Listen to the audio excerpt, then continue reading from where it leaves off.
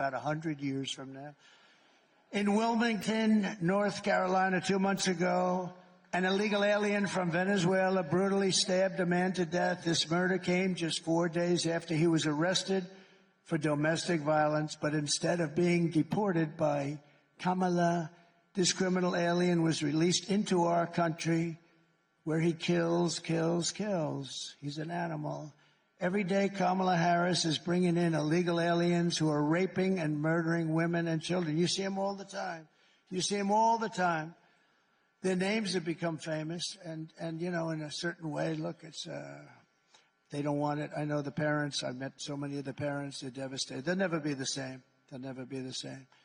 But their children have not died in vain, because we're gonna stop it. We're gonna stop it very strongly. We're gonna stop it. We're not gonna play games. And because of the horrible acts that these people have committed, nobody can even believe it. And it's all because of Biden and Kamala. And in all fairness, Biden put this total stupid person in charge of our border. Think of it.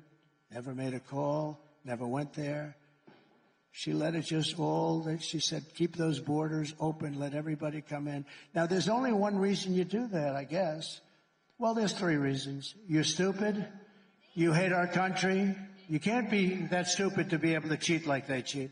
So you're either stupid, you hate our country, or they're trying to get them to vote, right? And it's probably the third.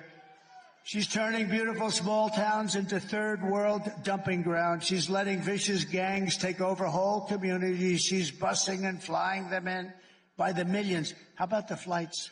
She said, yes, you know, about 3 months ago, they're getting killed on this issue. So I think it's, again, the most important issue there is, more important than the economy, believe it or not, because this is destroying the fabric of our country. This is like destroying our country. And so they tightened it up a little bit. Oh, look, our numbers are a little bit better. Look, oh, Trump stopped the bill. He told the Senate, Ted, did I ever tell you not to sign that bill? No, right? I didn't tell anybody to, but they like that. Trump stopped.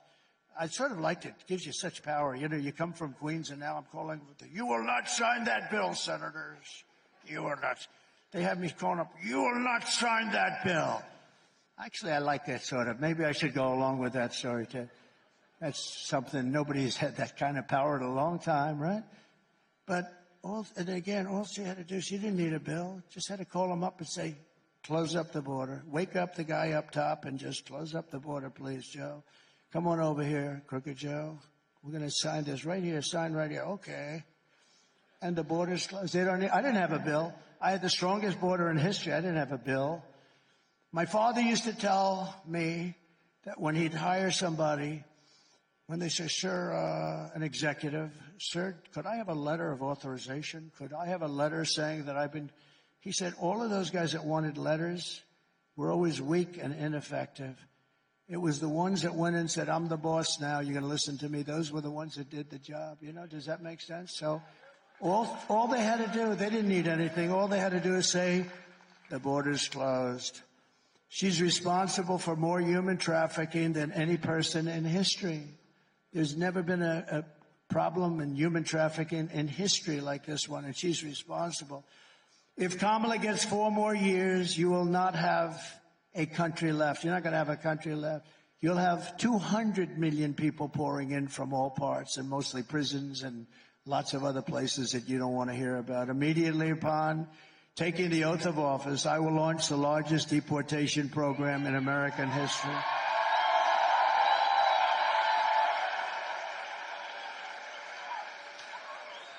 I will rescue every town across America that has been invaded and conquered, and we will put these vicious and bloodthirsty criminals in jail or kick them the hell out of our country back to where they came from. And to expedite removals of Tren de Aragua and other savage gangs like MS-13, equally violent, I will invoke the Alien Enemies Act of 1798. Think of that. 1798. That's when we had real politicians that said we're not going to play games. We have to go back to 1798 to target and dismantle every migrant criminal network operating on American soil. We're going to knock the hell out of them. Don't forget, I'm the one that defeated ISIS, remember?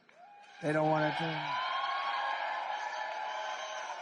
The fake news doesn't like talking about it. They don't like talking about things like that. And I did it in a matter of weeks. It was supposed to take 5 years, 7 years. Mattis told me, sir, we won't be able to do that for many years, sir.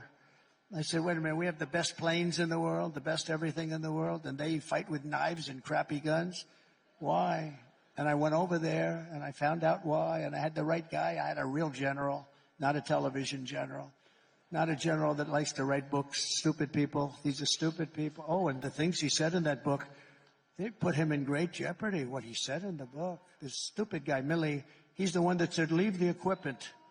Sir, I think we should leave the equipment. It's cheaper to leave a plane that costs $150 million than it is to take it out, sir. That's when I knew I had a real dummy. And if they come back into our country, it's an automatic 10 years in jail with no possibility of parole.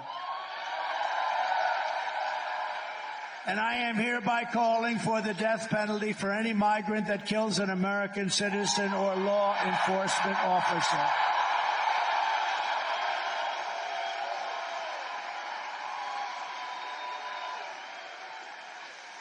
I will end catch and release into our country. We'll have catch and release into Mexico, if that's okay. I will immediately end all migrant flights. Hundreds of thousands of people are being flown into the middle of our country. I will outlaw sanctuary cities. They're going to be over there. And I will ban all welfare and federal benefits for illegals. I will restore every Trump border policy and immediately expel all illegals who violate our border. We're going to get them out. We have to, because this is not sustainable by any country. We're running against the most radical, most incompetent, most unfit vice president in the history of our country. No one respects her. No one trusts her. No one takes her seriously. Something is clearly wrong with her. She can't put two sentences together. She's an international joke, and she is going to end up getting us into a third world war. This person cannot be president when the people